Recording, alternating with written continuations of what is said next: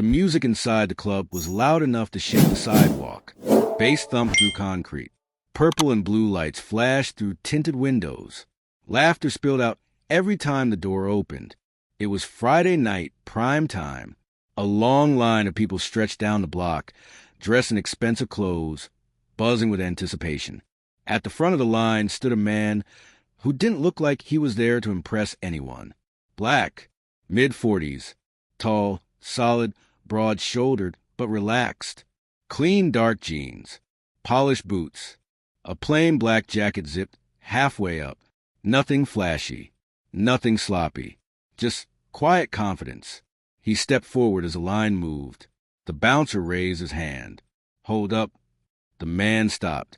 "Yes," he said calmly. The bouncer barely glanced at him. "Not tonight." The man blinked. "I'm sorry." The bouncer crossed his arms. "Club's full." The man looked past him. The dance floor inside was half empty. The bar had open stools.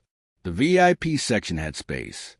Behind him in line, a group of white college-age men laughed loudly, already half-drunk. The bouncer stepped aside and waved them in. "Go ahead, guys."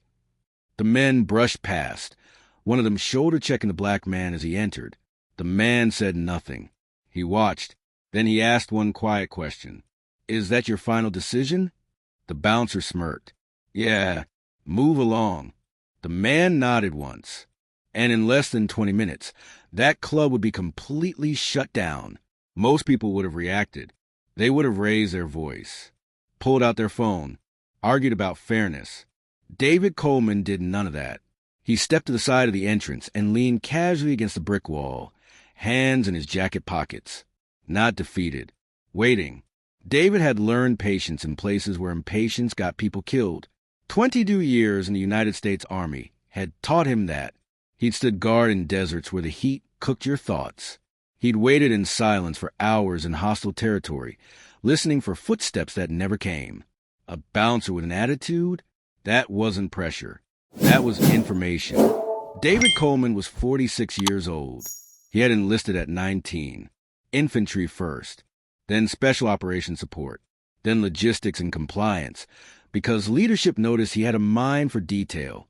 Over 2 decades of service, multiple deployments, medals he kept in a box he never opened. He'd buried friends. He'd held dying men who whispered names they loved. When he retired, he didn't chase attention. He didn't wear his service like a badge in civilian life.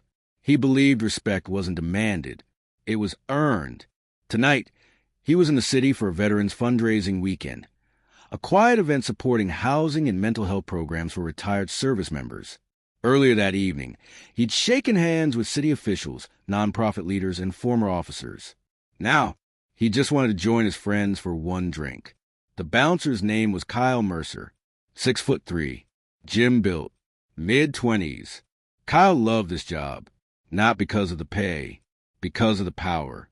For 8 hours a night, he decided who mattered, who was cool enough, who fit the vibe, who deserved access. And tonight, he had already made up his mind about David. Kyle leaned toward the second bouncer and muttered, loud enough to be heard, "They always try." David heard every word. He didn't flinch, because soldiers don't waste energy on noise. They wait for the signal. Inside the club, near the back VIP section, sat 4 people at a reserve table. 3 men, 1 woman. They were dressed sharply, but not obnoxiously. No shouting, no bottle sparklers. They looked observant. One of the men checked his watch. Coleman said he'd be here 10 minutes ago. Another frowned. He's never late. The woman stood. I'll go see what's taking him so long. She walked toward the entrance and froze. David stood outside, calm as stone. She stared at him, then at the bouncer, then back at David. Her jaw tightened. "Why aren't you inside?" she asked. David smiled faintly. "Apparently I didn't meet the criteria." Her expression changed instantly. Not angry. Cold. "Oh," she said. She turned and walked straight back to the table. That club just made a catastrophic mistake. The man who stood up first was Thomas Avery. Most people would have assumed he was just another well-dressed customer. They would have been very wrong. Thomas Avery was a senior investigator for the State Department of Alcoholic Beverage Control. He had spent 15 years shutting down bars, clubs, and venues that violated licensing laws, safety regulations, and civil rights statutes. The woman? Lena Ortiz, City Licensing and Compliance. She had the authority to suspend business operations on the spot. The other two men? Former military officers who now worked in federal consulting. And David? David Coleman was a federal compliance consultant who specialized in discrimination cases involving nightlife venues. The fundraiser earlier that evening? It had been attended by the mayor's chief of staff. This wasn't coincidence. This was karma warming up. Kyle the bouncer was enjoying himself. The line was long. The power felt good. Then David stepped back toward the entrance. Kyle rolled his eyes. I already told you. David held up his phone. I'm just going to make a call. Kyle laughed loudly. Go ahead. Call the president for all I care. David nodded calmly. That won't be necessary. He stepped aside and dialed one number.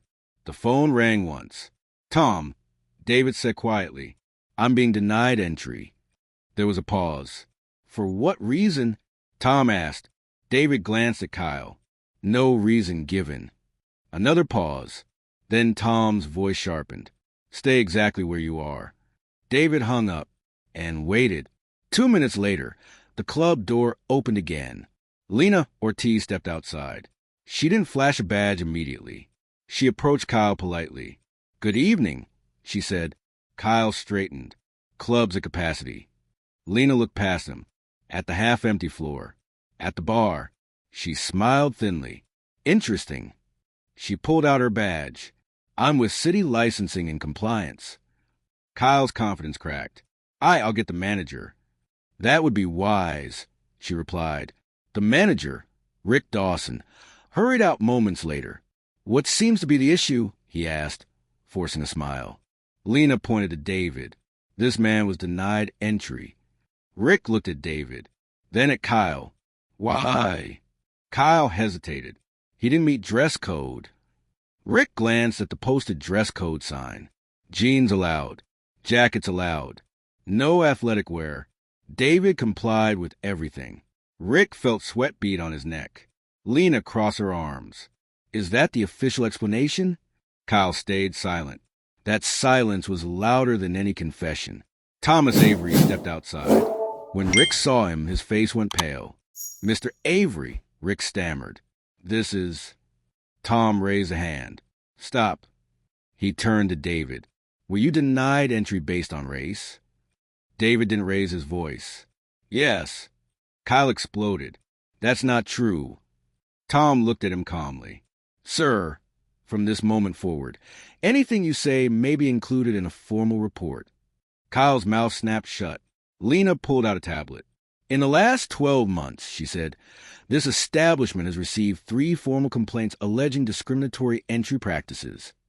Rick's face drained. You were investigated, Lena continued, and warned. She tapped the screen. Tonight confirms a pattern. Rick swallowed hard. We can explain.